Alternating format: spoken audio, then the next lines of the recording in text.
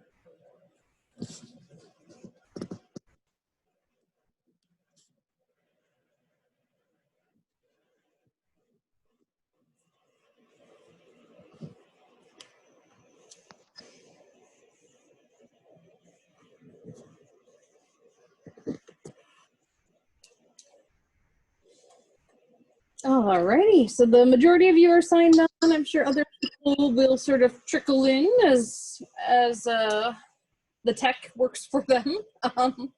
So today we have a little bit more of our lecture on biopsych, and then we're going to spend the rest of the class devoted to reviewing. So I'll go over the format of the exam, and then we actually have a Jeopardy PowerPoint that we're going to use. And I think what I'll do, instead of like calling on people for that, because it's going to be hard for 32 of you, is have you all just sort of like keep track of your own answers and give yourself points. So we'll see who has the most points at the end.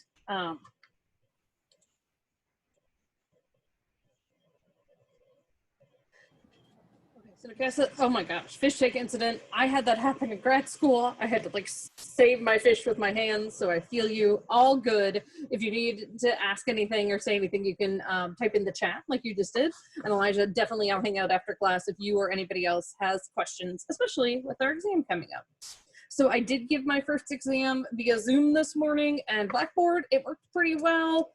What I ended up doing was just having everybody mute and then write my questions in the chat, either directly to me or to everybody. And that seemed to work out pretty well.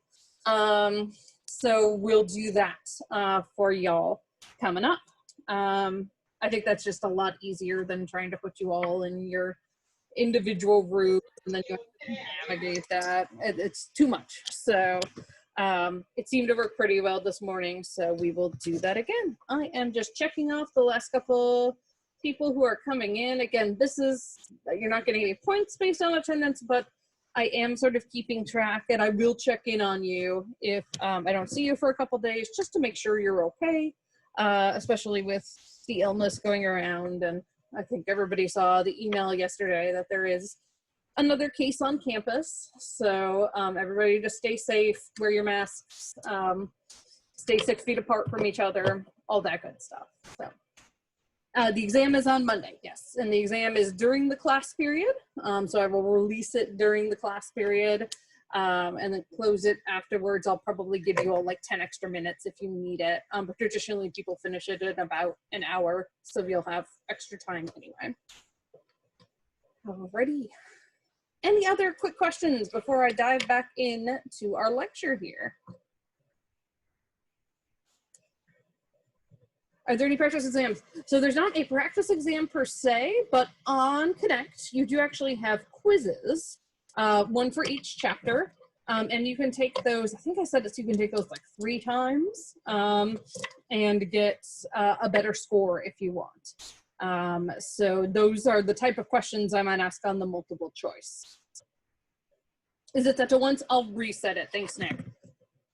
Because I want you all to be able to get some practice with them. All right, reset quizzes. Yeah, because what I can do is reset them. I think I can do it unlimited. And then I'll just have it count your highest score. Because I'd rather you all use those to practice. Good question. On Blackboard, there's a review sheet for the exam. So later in the class, I'll show you where to find that. And then after we do our Jeopardy, I'll show you where to find that if you want to practice with that too. Alrighty, any other questions from anybody before we get started? And again, we're going to spend a lot of time going over test particulars. Will there be anything in specific that we without a doubt need to keep an eye on? Say that again, Lara, sorry. Anything specific that we need to definitely know?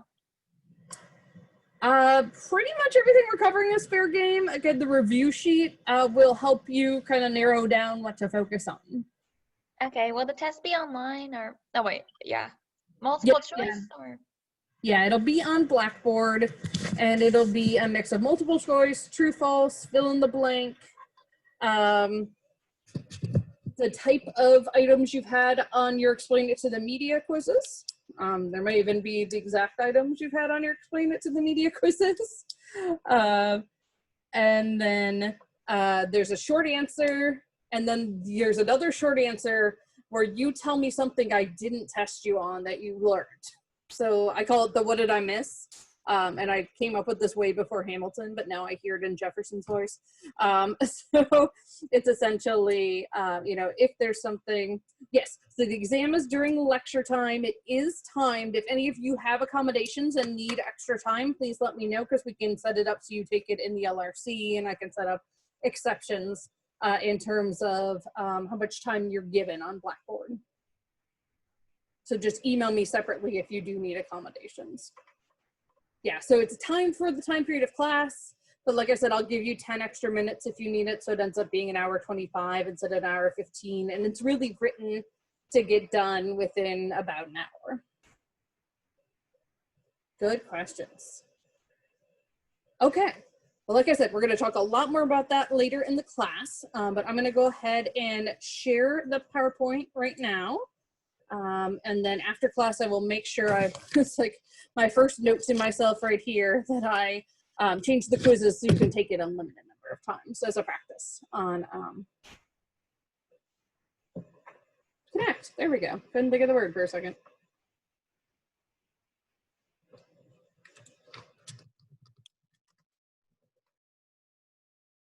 Okay. So we had just finished talking about split brain patients, and now I want to talk about other types of brain injuries that people can get. And in particular, one that's been talked about and studied a lot in recent years is closed head brain injuries or concussions, or sometimes these are called mild traumatic brain injuries or MTBIs. You'll see these called a whole bunch of different things, but these have been studied not only because of the NFL, which is I think where most people know it from, but also because of the Iraq and Afghanistan wars, Operation OEF and OIF. So concussions are really the signature injury of those wars because of the improvised explosive devices, IEDs.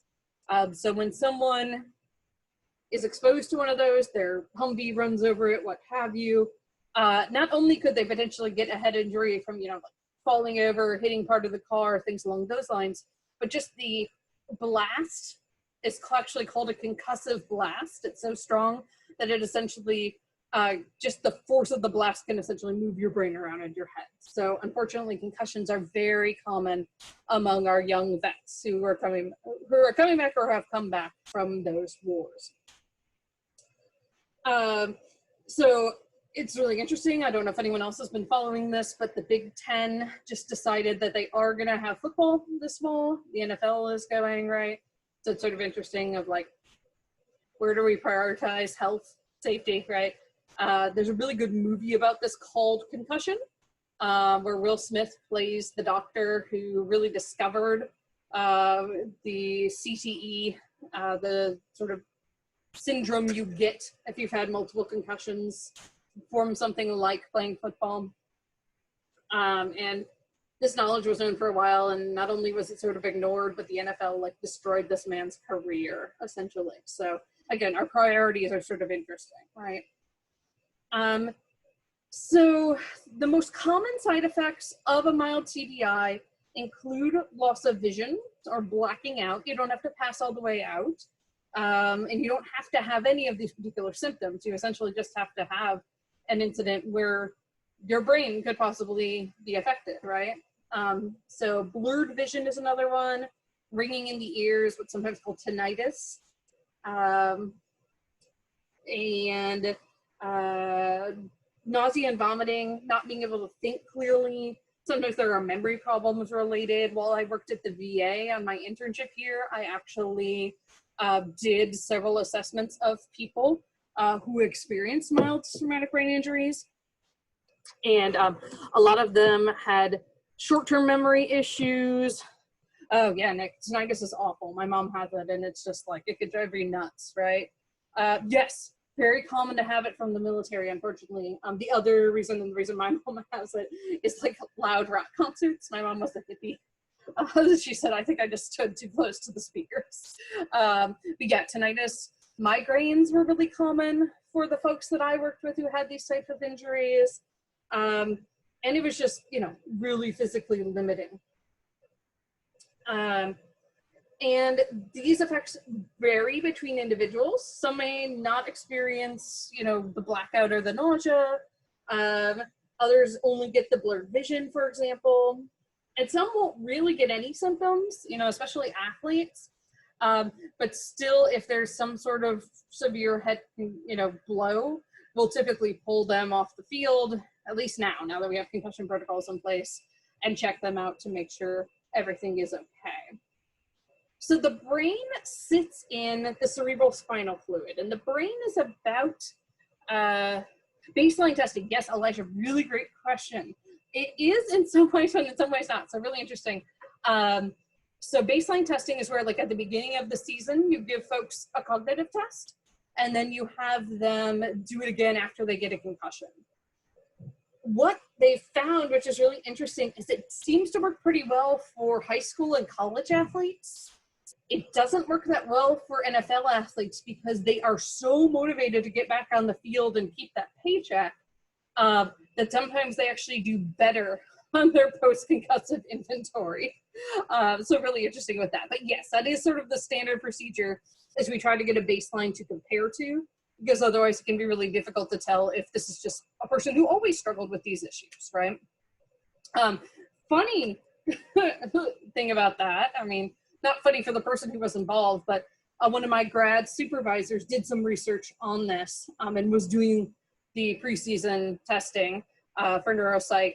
And it was a really tall football player, and he stood up, and there was one of those old school like TVs mounted in the corner, and he banged his head right after he finished. And they were like, "Do we do the post test now?" He was fine. It wasn't that hard of a hit, but it's just like in the moment.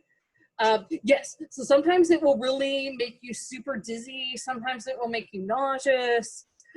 Yeah, Elijah, good point. Sometimes people will intentionally do poorly on the initial test, or even if they don't, they're a lot more motivated to do better on the second time so that they can, get into it. And another thing I should say too is it's not just football. Like, we tend to think of football, but there are a lot of other sports where this can come into play, right? Any sport where you could get a head injury. So we think of things like lacrosse. If we think things like soccer, right, with all the headers, there's some evidence starting to suggest that that could be problematic.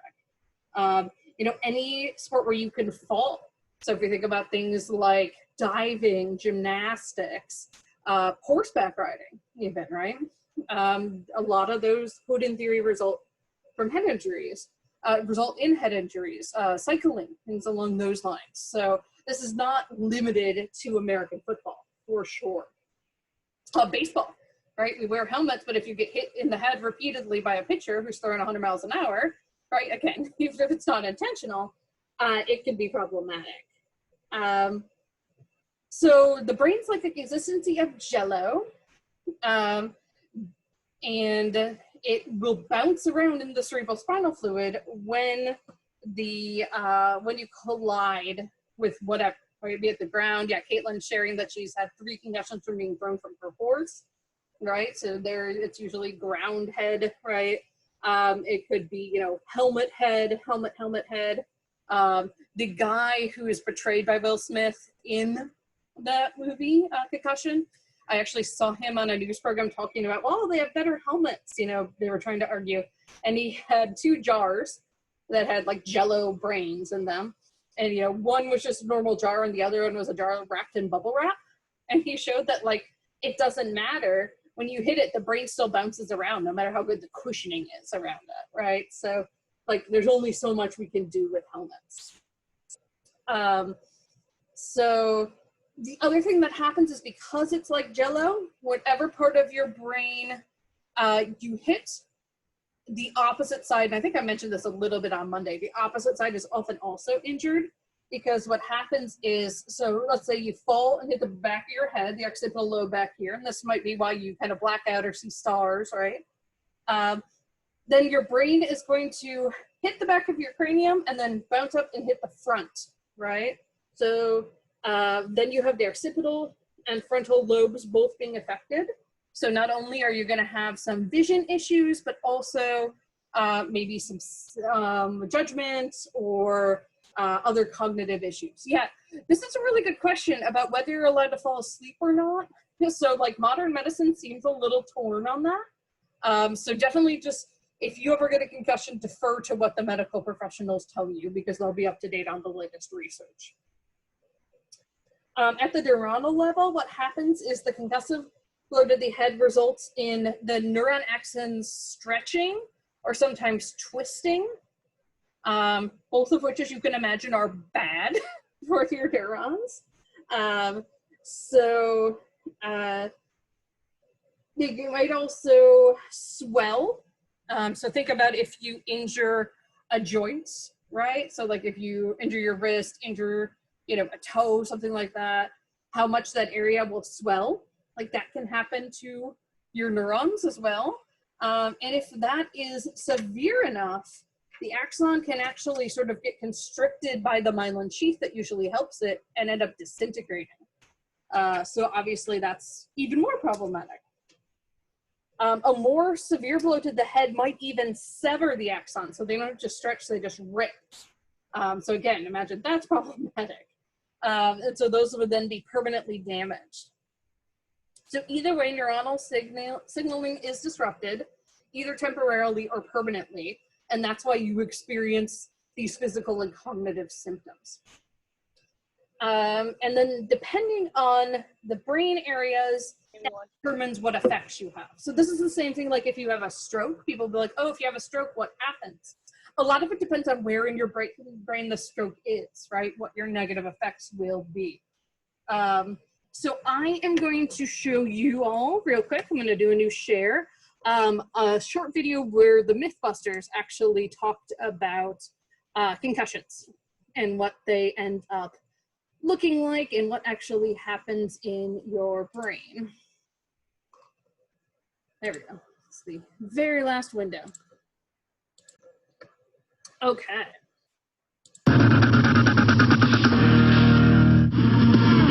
So while Adam builds a rig to bash brains with rigorous regularity, Jamie talks to a bashed brain expert. So what exactly happens in a concussion? A concussion is when you transfer a force external through the skull to the brain. Think of the skull as a box, and you've got the brain inside that has the consistency of Jell-O. This is your brain. I'm about to turn it into a Jell-O mold. Here we go. There we go. One gelatin brain mold. When a concussion occurs and force is delivered to the skull itself, the skull moves relative to the brain. Brain stays in one place, the skull moves against it. That can bruise the brain that's hitting the skull, and it can actually damage the brain opposite that. Oh, what am I doing? I'm making gelatin brains. What are you doing? It's all a function of force, Jamie. It's how much energy is transmitted to the skull and to the brain that determines how severe the concussion is or how much injury there is to the brain. There we go. That's what I'm thinking. It sounds like the bottom line is that whatever kind of blow moves the head more violently is what's going to cause more of a concussion, right? Absolutely. What is that? Okay, so there you see, I reshared the PowerPoint here. There you see that, it really does sort of bounce around in there, and that obviously can lead to all kinds of problems as a result. All right, so now we're going to talk about frontal lobe injury in particular. So again, if you remember, the frontal lobe is up here, kind of right behind your forehead, comes up through this part, and it's sort of the part that makes us human. And one of the first times we ever learned about the frontal lobe was through this guy called Phineas Gage. So Phineas Gage was a pretty normal guy. He was 25 years old. He was a foreman for a railroad. He was well-liked and respected by his fellow workers. And he had an iron will that matched his iron frame. And he was very sort of like easygoing, and people really liked him. And so what they used to do to get the railroad stakes into the ground is they'd have to dig a hole. And so they would put a charge in there to blast, and then they'd use a tamping rod to put it down in there further, then they'd light it. Well, what happened is that the powdering fuse had been adjusted in the hole, and he was in the act of tamping it in, and he was distracted by some of his men, and so he slipped and looked over his shoulder, dropped the iron on the charge, so it struck fire before he was even ready. And so what it did is this giant tamping rod, which is what he's holding in this picture here, came up and just went through his brain. Like went in through his cheek, out the other side of his brain. And you can kind of see from his injuries here, the side of his head where that came. And so they said, and what people traditionally thought is, like not people who were there, but the way that things are always portrayed in psychology textbooks is that it looked like this, that the rod just got stuck there. But as you can see of this picture with him, it just went straight through. Right, so straight through and out, and passing completely through his head, high into the air, falling on the ground, several rods behind him, where it was afterwards picked up by his men, and it was smeared with his blood and his brain. Lovely. So this was a 3 foot 7 inch length with a diameter of inch and a quarter at its base and a weight of 13 1/4 pounds. So it was kind of like a little rocket going through his brain, right? So after this happened, he had a change in his personality. So he basically became more quick to anger. He, again, had been this really nice guy everybody liked, and he started swearing at everybody, which they'd never heard him do before. He was very impatient. He would come up with plans and then decide to change them when he'd been like very good and planful before. They said he was a child in his intellectual capacity, and he had the animal passions of a strong man. And he had seemed pretty smart, even though he didn't have formal education. And it was so changed that his friend said he was no longer engaged. He lived 12 years after this happened, believe it or not. And he tried to regain his job as a railroad foreman, but all these erratic behaviors just made it, they were like, you can't supervise people, right, when this is happening. So he took to traveling. He visited Boston and New England cities and New York. He actually did a brief stint at Barnum, the circus, at their sideshow. And he would have the rod with him, and people would pay their penny or whatever to go see the freak, quote unquote, that this has happened to. He eventually worked at a livery stable in New Hampshire. And in February 1861, so 12 years after this has happened, he started to have seizures. Again, long-alleged thing out of this. The physicians at that time, a common treatment was bloodletting, where he would literally just bleed the person. They thought that fixed things. So he actually died in May after having his first seizure in February. So his skull and the iron rod were donated to Harvard, to their museum of the medical department. And apparently he just carried this rod around with him every day through the accident. It's interesting, like, sort of token of things. Now, it's really interesting because there's some ideas since then that, like, in fact, maybe his changes weren't that drastic. He amused his nieces and nephews by making up adventure stories. He had a fondness for animals, so he worked at that livery stable and he never mistreated the horses. He went to Chile at some point, where he drove a stagecoach on a 60-mile route. So, like, you know, you would need to have some mental function to do that, right? A doctor who knew him during this period observed what he said was no impairment whatsoever. But again, he did have his health deteriorate. He may have been a different gauge, but he wasn't so impaired as people originally thought when they talked about his case. But because the rod went through his frontal lobe, and we saw these personality changes and other difficulties, it was how they started to figure out that this is what the frontal lobe did. So this is a lot of how we initially learned what each part of the brain did, was when someone had an injury in that area, what changed in them. And Phineas is a really nice example of that. Okay, so when we look at our psychology texts, what we will often find is that we see diagrams like this, right? You have multiple versions of these diagrams in your text, and these can get a little overwhelming, a little complicated, and so I'm actually going to show you another quick video, and this is actually one of the professors from my graduate school. He was on my dissertation committee. His name is Dr. John Updegraff.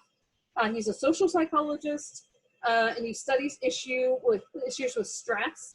And when he teaches Introduction to Psych at Kent State, they teach it in a theater to 500 people. So he wanted some way to try to, like, engage the students a little bit more. So he actually came up with this song. And again, this is, I think, like a student recorded him or something, so it's not the best quality. But it's kind of a fun little thing that you all can use as a study aid if you want. Yeah, mind you guys, I have no professional vocal training.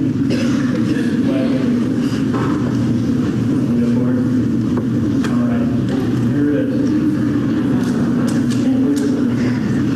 1, 2, 3, huh? Don't mess around, but turn it on all these parts and make my neurons burn. So I wrote this song, though it might be wrong, it's gonna help you learn. Oh,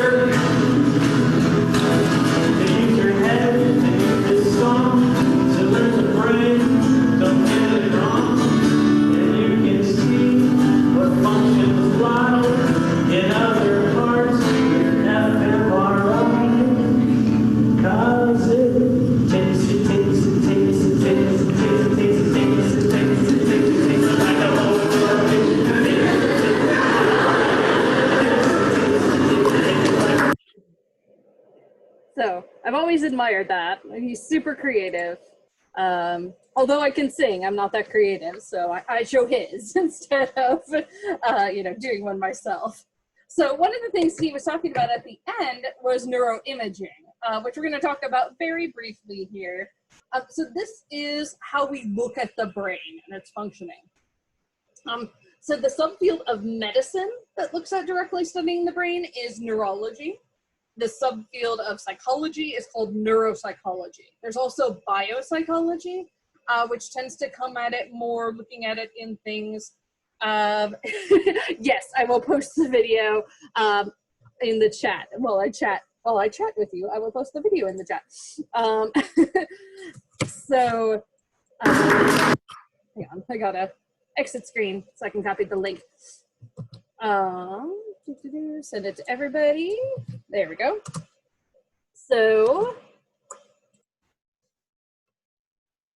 biopsychology often involves studying these things, but in animals. So they might do studies on rats or other animals to look at these things. Neuropsychology, like neurology, tends to look at this in humans. So neurological tests are going to look at brain structure and activity.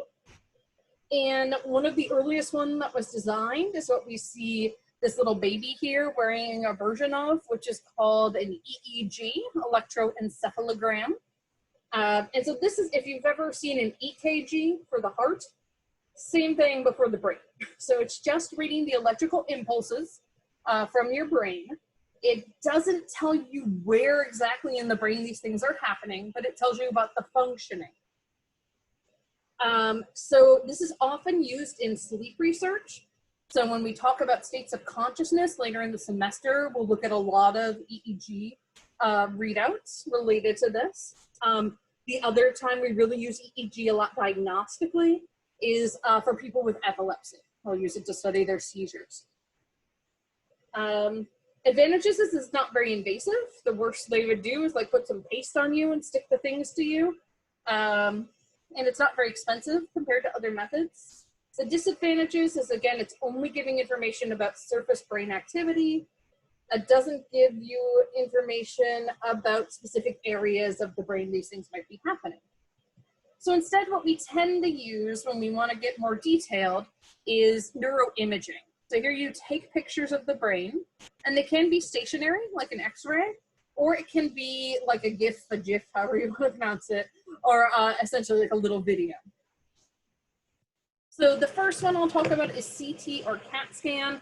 For these, I'd only ever want you all to know the abbreviations on the exam, but I am going to go ahead and give you the full titles just for the sake of knowledge. So this is actually called computerized axial tomography. It's the CAT scan. So this uses X-rays of the brain structure taken at different angles. And it gives you information about the structure of the brain and any problems with that structure, but it doesn't tell you about the functioning. And as you can see, it's not the highest resolution. It's essentially equivalent to an X-ray. But basically anything that like lights up really bright white or really dark is problematic. So here you had someone who had a stroke. You can kind of see the damage there, and then had a bleed into their brain. So that's what this is. Everyone has these little sort of like kidney-shaped things in their brains. Those are called the vesicles. They help you with things like balance, and they help regulate the cerebrospinal fluid. But anything outside of those that's really dark, you have a problem, essentially. So obviously they would want to try to help someone with that. Now an MRI, or magnetic resonance imaging, uses magnetic properties of certain atoms in the brain to create a detailed picture of the brain. It is higher resolution than CT, which you can see from these initial images, right? But we can't use it if the person has metal in their body or if the person is unconscious and we don't know their full medical history. There's no one there to tell us because it's a giant magnet. Now, it's not going to be, there was an episode of House where they were trying to test this out and they like shot a bullet into a corpse and the MRI ripped it all the way out. It's not going to be that dramatic, but it will move it around in your body. So if you have a pacemaker, right, That's damage near your heart, right? If you have a replacement knee, right, that's metal, that could be problematic. So in those cases, or again, if someone's unconscious, we don't know their history, they would often just do a CT scan as the starting point. It won the Nobel Prize for Medicine in 2003. It doesn't display bone as well as an X-ray or a CT scan, but because bone is largely invisible to it, MRI does a much better job of revealing the normal anatomy and diseases of the soft tissues that bone otherwise obscures, like the spinal cord, the base of the brain, things along those lines. You can also do something called fMRI, that stands for functional magnetic resonance imaging. And this is where, instead of just a static picture, you would look at essentially a video while someone was doing a task. So this has been used a lot for research. I've seen a really cool video where they have someone do, like read Shakespeare or recite Shakespeare and see what parts of the brain light up and sort of like a normal person versus an actress, right? Very cool stuff that we can do with that. PET scans or positron emission tomography are use computerized motion pictures of chemical activity throughout the brain. This uses antimatter in its reading, so it sounds really sci-fi, but it works. And it gives us information about brain activity, but not about brain structure. So you can see each of these sort of has pros and cons. So this picture actually shows someone who is smoking cocaine versus someone who is not. So the bottom one is your brain on drugs, if anyone remembers those old frying pan ads. I might be really dating myself with those. But essentially you can see there's less activation in the brain of someone who's actively engaging and using this particular substance.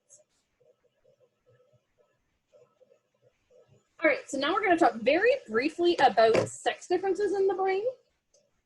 So there is this prevailing theory called brain organization theory, where the brain is seen as an accessory reproductive organ.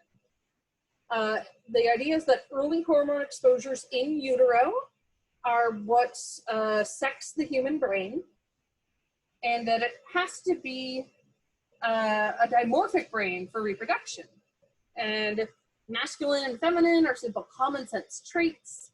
And the overarching narrative here is a story that connects all these ideas. So it requires that masculine and feminine traits are not just a matter of one thing, but are stable across time and across different groups. A lot of times this will get boiled down to the idea of the men as the hunters and the women as the gatherers. So this is an example of how things are really not as simple as these theories like to make them out to be. So the example here is Amazonian women. So not Wonder Woman, as badass as she is, but there were actually Amazons who existed in Africa. And they were the hunters. And they would actually sometimes hunt while holding their babies on their left side so that they could hear the heartbeat. I've also heard stories of female warriors who would cut off a breast because it got in their way when they were hunting. This is before they had sports bras. So dramatic, but it works. And women engaged in different types of hunting, so they might use more nets or traps as well. And the main protein typically did not come from big game. It often was sort of these rabbits and pheasants and things along those lines. And when the hunting groups did hunt for big game, it would have included the whole community. It would have sort of been, a community activity because you think about the size, if you've ever been to a museum where they have either mammoth bones or a mock-up of a mammoth, right?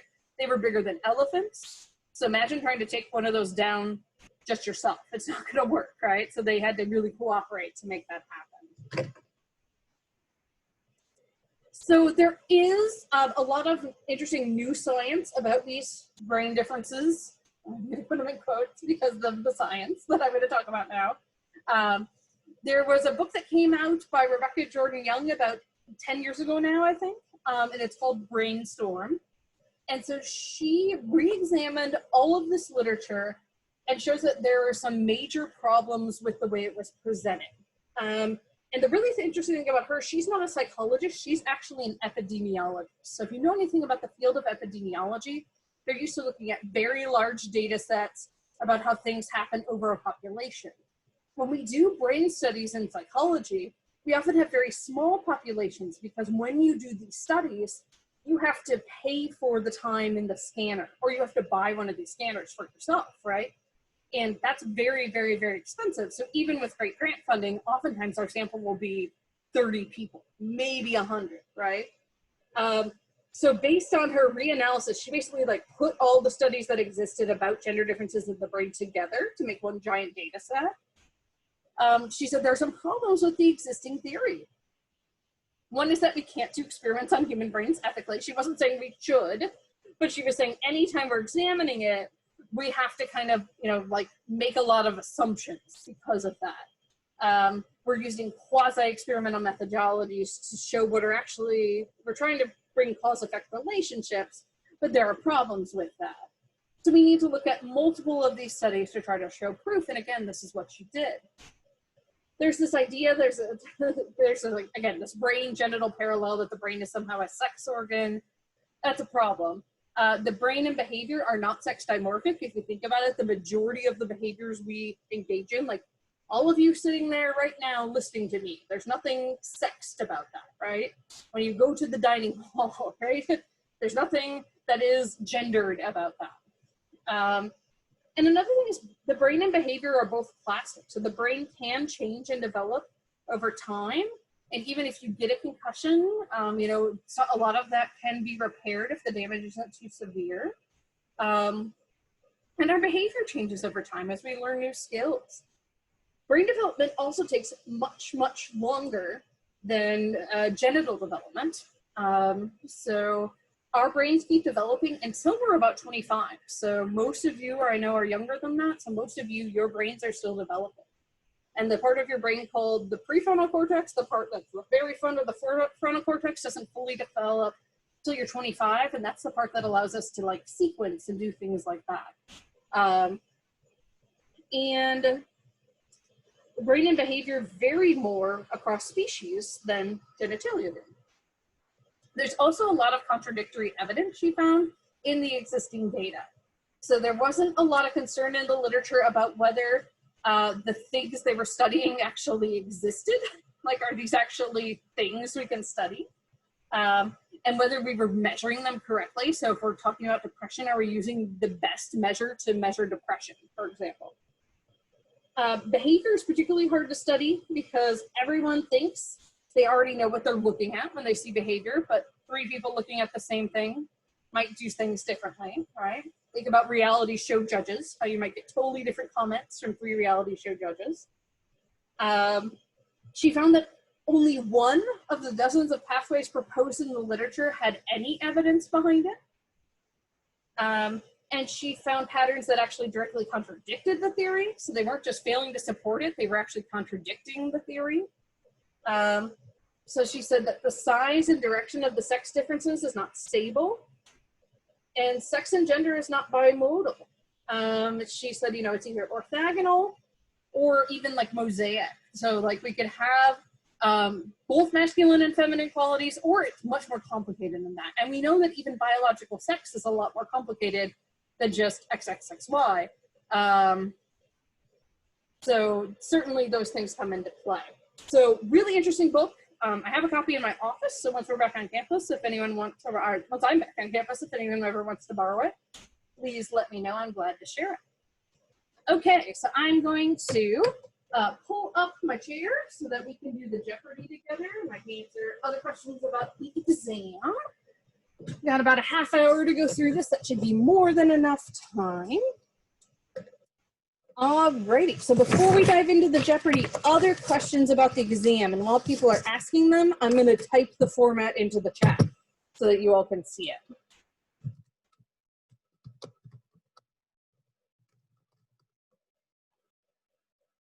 Feel free to either ask questions in the chat or unmute yourself and ask out loud.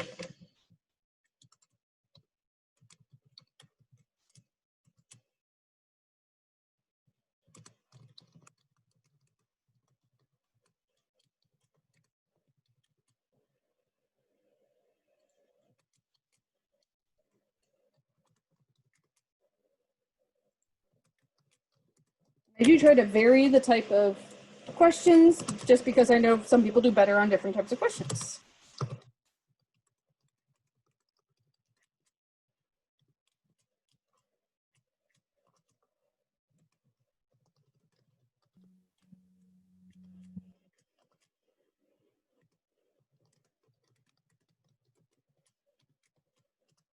All right, so there's your format. 30 multiple choice, 10 true false, 10 fill in the blank. The fill in the blank does have a box of the terms. 3 explain it to the media, 1 short answer, and 1 what did I miss? So if there's something you memorized that I didn't put on the test and you're like, dang it, Dr. Myers, I had that down, the what did I miss is your chance. And if there's something that you just like knew more about than what I asked, you can write that there too. I also usually include 2 to 3 extra credit questions so that you all get some extra points if you miss, say, a multiple choice or a true false. And like I said, it will be on Blackboard. So like your quizzes, you've been doing your explicit explain it to the media quizzes, you will type the short answers into text boxes. And then for like things like the multiple choice, the true false, you just sort of click bubbles like you do on any sort of online survey you take.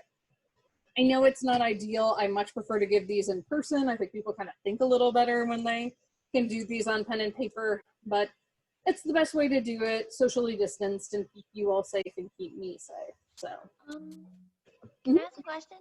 of course. Would it be? Are we going to be able to print out our study guides? Yes, definitely. Yes. So I'm going to, while I'm chatting, pull up the study guide and show you where to find it on Blackboard. Great question. Yes, you can print that out. And then, but you can't use it during the test. The test is closed book, closed note, closed friend, closed Google. Okay, you're actually going to, as part of your test, sign digitally saying that you didn't cheat. So, yes. Kristen, if you want to do a Calendly appointment, and you can do that either on Zoom or Google Hangouts, then you can do that. I know a couple people have already done that with me ahead of the exam. Calendly.com/Dr. Taryn Myers. I'm going to throw that in the chat for you too. And especially if you haven't done that yet, remember you get 10 points for doing that. So make sure that you do that. Okay, I'm going to go ahead and share my Blackboard with you all so that I can walk you through where this is. Okay, so you go to our class and you go to, hang on, let me maximize so that I can actually get the menu on the side here. There we go. Review, which I think I need to show. There we go. Okay. And so let me make unavailable the Jeopardy real quick so no one looks at it while we're doing it. But your review sheet is right here, so I'll open it so that you can see it. Just throw it in my downloads. And I will do a new share to show you that.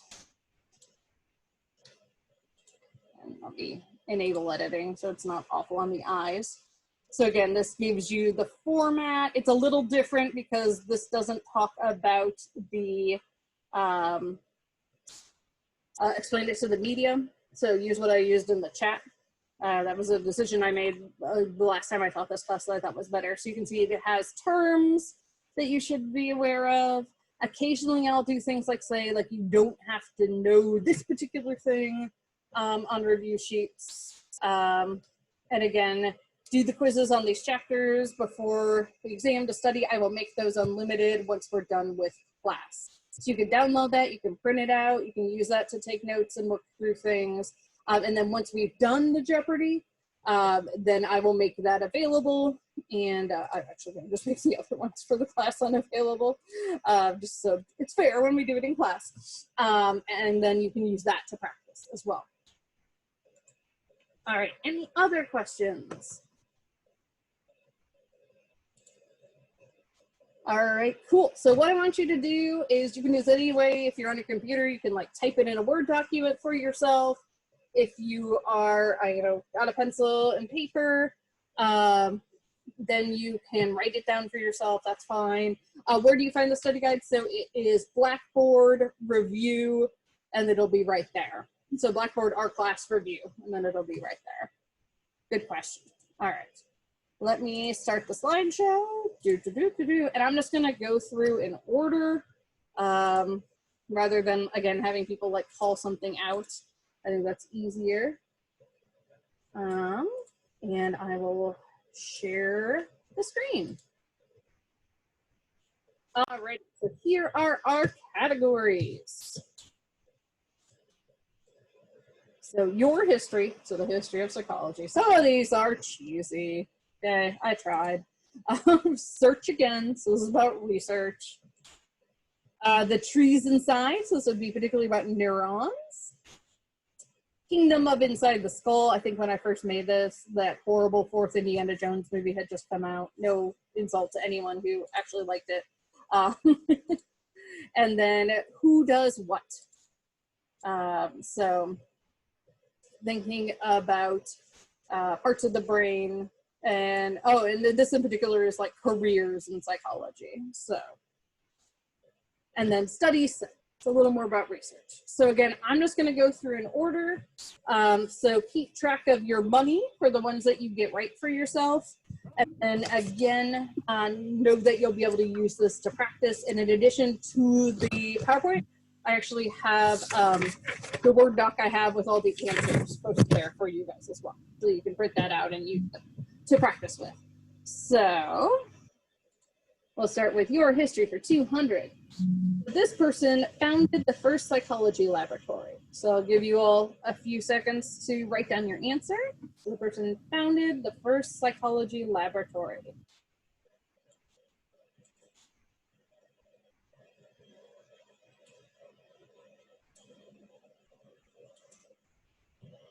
Okay, so that is Wundt. Oops, I sent that just to one of you. I sent to everybody. I will type these answers for you because if you don't remember how to spell Wundt. So if you got that right, give yourself 200 points or dollars, however you want to think of it. I will double check the review tab and make sure I have it actually shared after class. So thank you for telling me you can't see it right now. All right.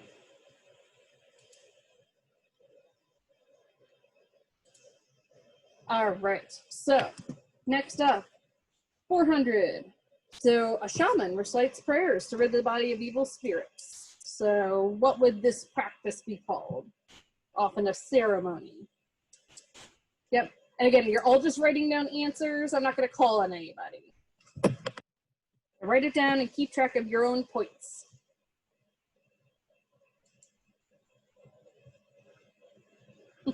Ariel, I kind of like your answer. It's kind of true. Yeah, and keep them to yourself so that other people get a chance to write them. But yes, exorcism is correct. Okay, we'll just click through. So this person founded the School of Psychology, which looks at function rather than structure. All good, all good. So function rather than structure. Who was the psychologist who focused on functionalism?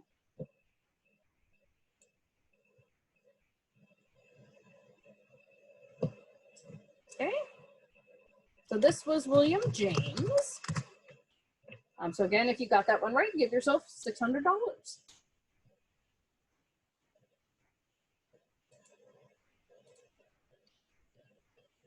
Okay, so this person believed that the mind was distinct from the body based on animal dissection. This person did some animal dissections and thought that that showed that the mind was different than the actual physical body.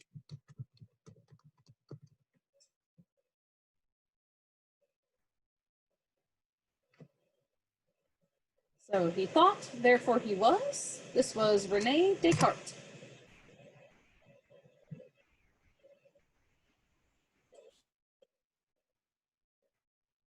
Okay, so this person made psychology, or actually this event, this isn't a person, this is an event, made psychology more applied due to the demand for assessment and treatment. So during this event, psychologists started to become applied. They were doing treatment, they were assessing people.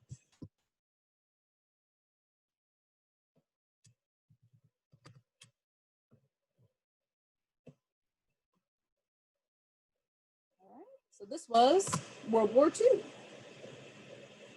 Okay, and I'm just gonna keep going. There's a way I can like bounce back to the menu, and it's just gonna be easier to just keep going through it here. But you all can have fun with it. Use it. All right, so now we're gonna be talking about research methods. So the method used by psychologists to conduct research, and think really broad here.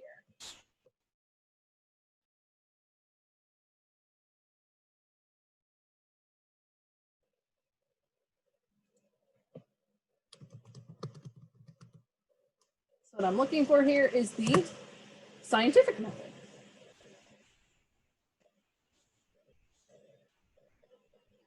A type of design where neither the research nor the participant knows that they're getting the treatment. So think of this in terms of drug studies.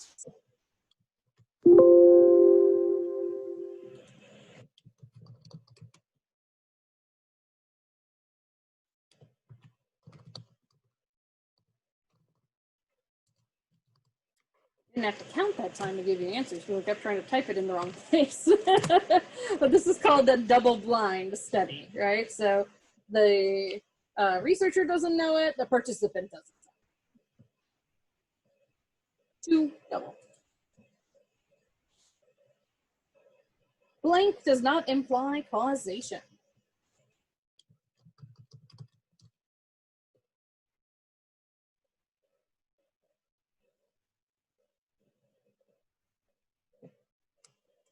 Okay, this is correlation.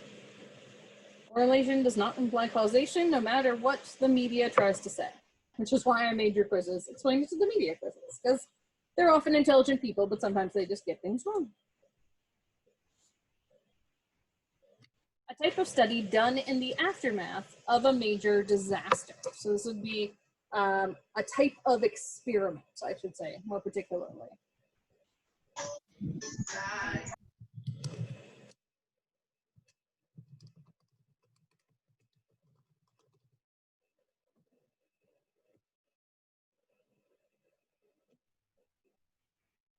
This is a naturalistic experiment. Again, you use what actually exists. You're not gonna go and like create a natural disaster, right? Then you're Mr. Glass from Unbreakable. You don't want to be that person.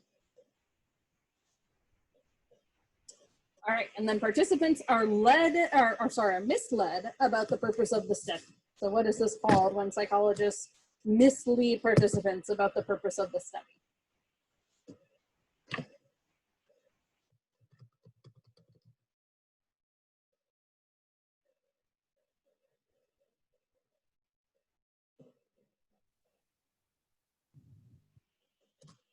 Right? So this is called deception, right? And it can be problematic because it can make people sort of not trust psychologists, or even if the study doesn't involve deception, they can just think every study does. Like I've definitely had people come in and be like, what's this really about?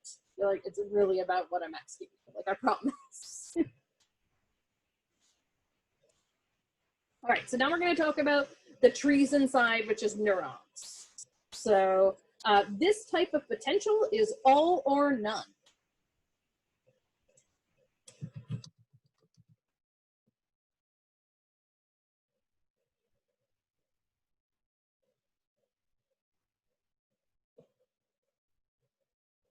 So this is the action potential.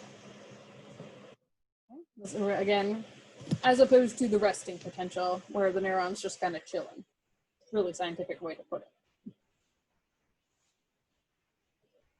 Okay, then next one is information travels across the synapse using these. And this should be a little more fresh because we just talked about this the past couple classes. This is how information gets across the synapse.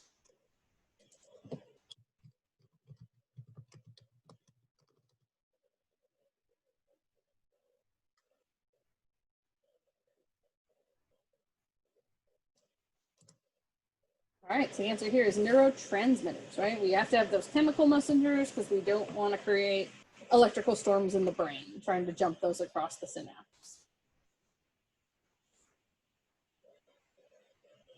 This is the type of message that makes it less likely for something to happen. So in particular, if a neurotransmitter gives this message to the postsynaptic neuron, it says, don't do it.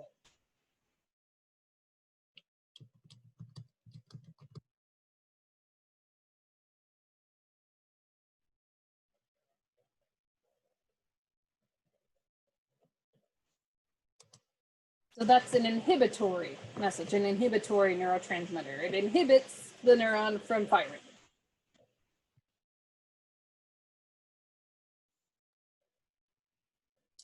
The protective wrapping for the axon, what is that called?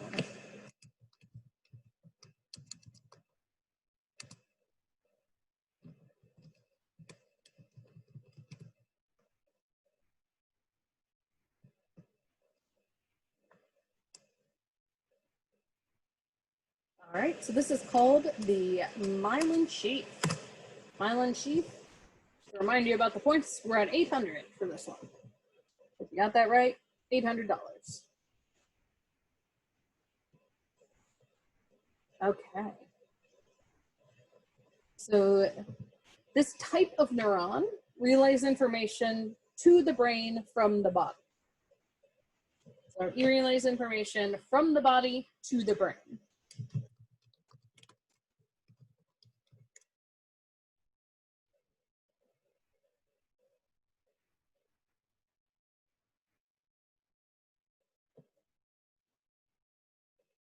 So these are the sensory neurons.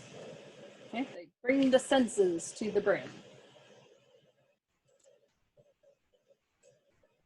All right, so now we are on brain more broadly. Okay, so we've gone outside the neurons, talking about the brain more broadly.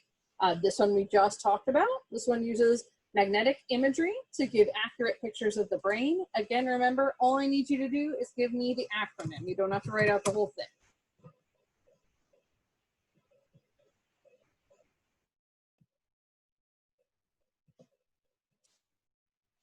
This is MRI.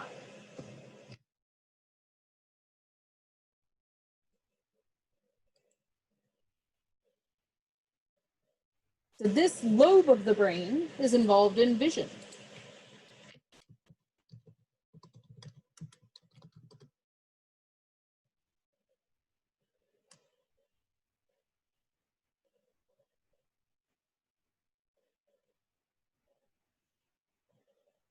This is the occipital lobe. And I often think that this was just like the easiest one to remember because it kind of does one thing, whereas all the other lobes do a lot. So yeah, the occipital lobe back here does vision. All right, so this connects the two hemispheres of the brain. Oops, I did this back up here, the wrong thing here. So let me pull that back up. This connects the two hemispheres of the brain.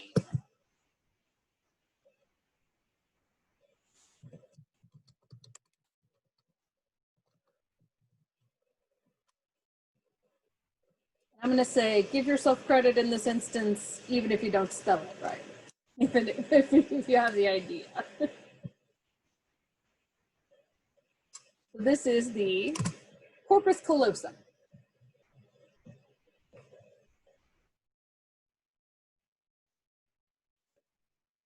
Next, we have the part of the brain that's involved in memory and emotion.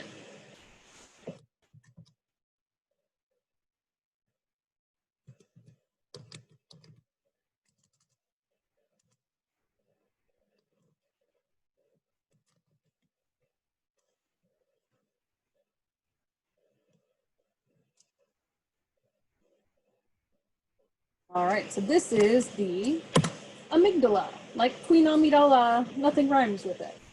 Now you'll. Can I ask something? I thought that was the left hemisphere.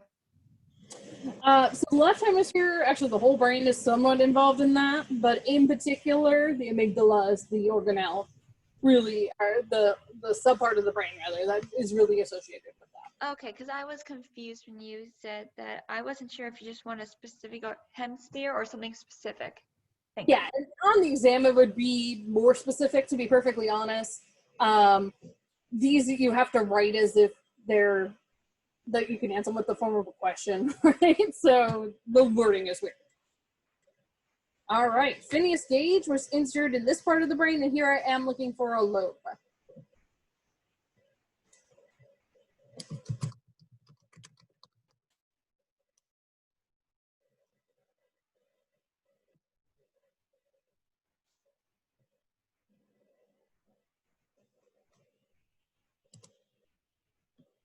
So for Phineas, this was the frontal lobe. And just so you know, if you're wondering, like, how is she doing this time-wise, I'm just trying to count 10 seconds from when I stop talking to when I put up the answer.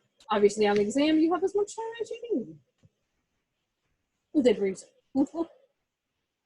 All right, so our next category is who does what. So we're talking about types of careers in psychology and related mental health fields. So this first one we're starting off is a type of mental health professional who can prescribe medications.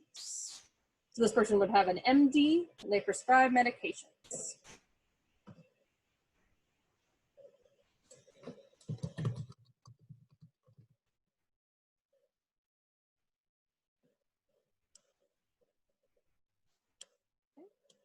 So this is a psychiatrist.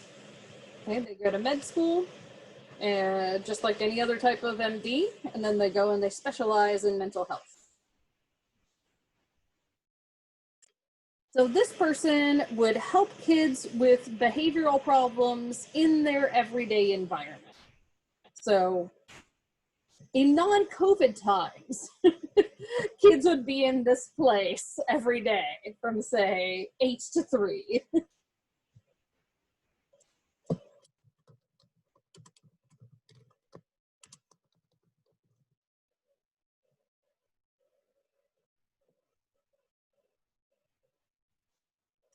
So this is a school psychologist. I kind of gave it away there, but I realized the wording again was weird on this one.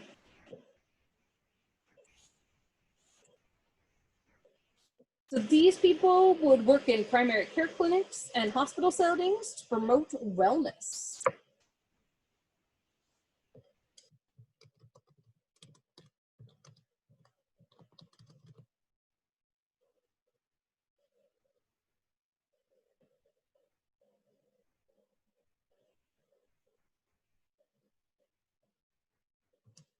So these are health psychologists. Okay, so sometimes they do rounds in hospital settings. Sometimes they're working in primary care clinics, and they might be called in to do brief behavioral things, for example, to help people with smoking cessation. Not sensation, cessation. There we go. More psychologists work in this setting than in any other setting.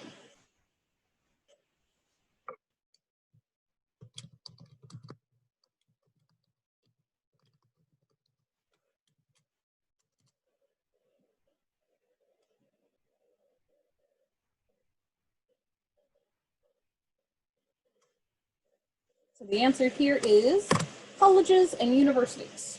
So a lot of us are professors and researchers.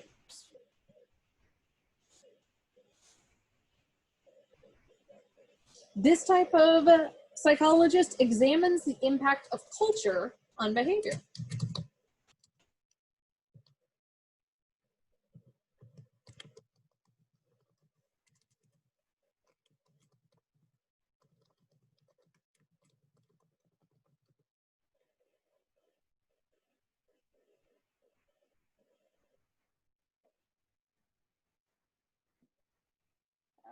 So these people are sometimes called different terms. I think your book uses cross-cultural psychologists, but I've also heard them called multicultural psychologists. So give yourself points if you give any sort of approximation of either of those. All right, so now we're doing types of studies, talking about research methods. So this is a detailed write-up of a single person, one person's life and problems.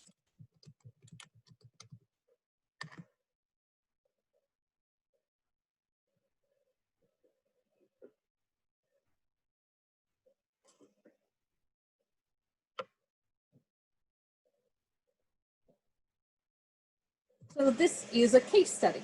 So like Freud's case study of little Hans, Alois Alzheimer's studies of memory impairment. This is the variable that is controlled by another variable in an experiment. So the variable that's dependent on another variable. Oh, I kind of just gave you the answer.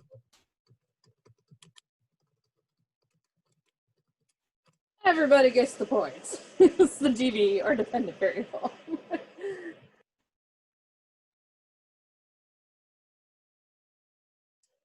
The next one is the most common form of single case design. So we're not talking about case studies here. We're talking about where you do essentially an experiment on one person.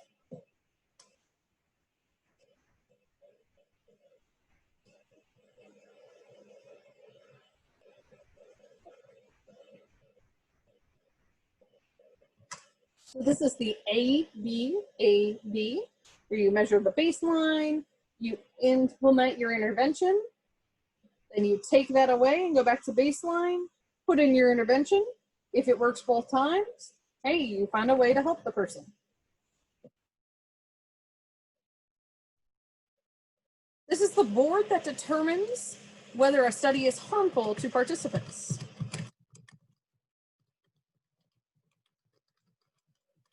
And abbreviation is very acceptable.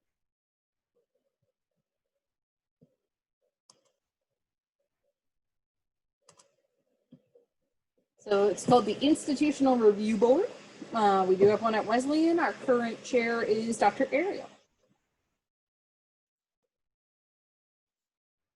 Okay, last normal Jeopardy question. A measure of dispersion that examines scores relative to the mean. So it shows how scores vary from the mean.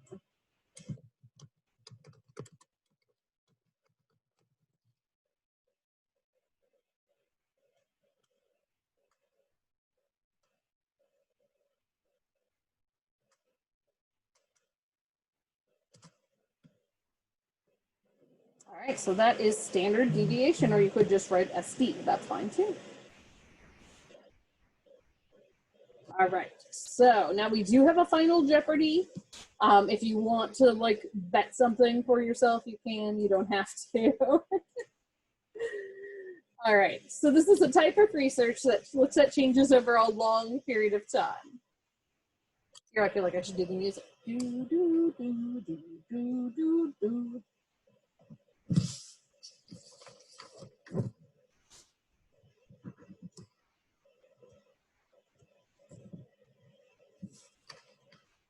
Oops, sorry. Let me get that back.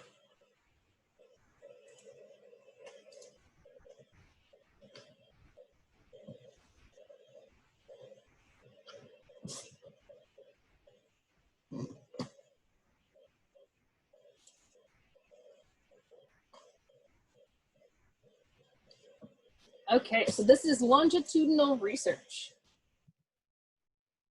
Okay, so go ahead and add up your points for yourself. And if you felt like you did pretty well, you can throw your total points or dollars in the chat and we can see who got the most. But that's all the material I'm going to cover for today. I'm going to go on Blackboard and make sure everything is available for you. I'll move it if I need to so you can find it more easily. And I'll stick around for anyone who has questions, or if you don't have time now, certainly please feel free to sign up for a meeting with me.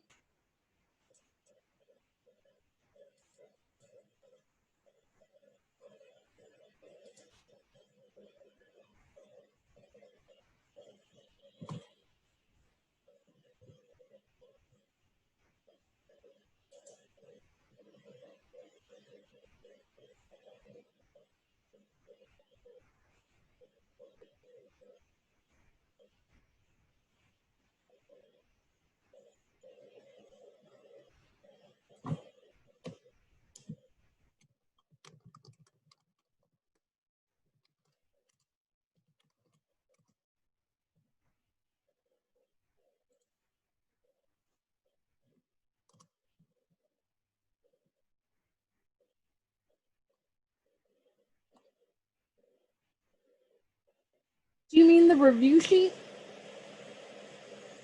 That is on Blackboard, yes. I'm going to make sure that's available.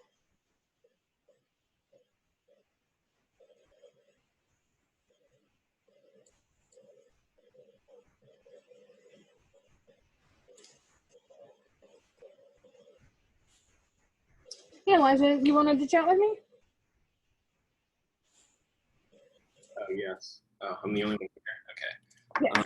Oh, and actually, let me stop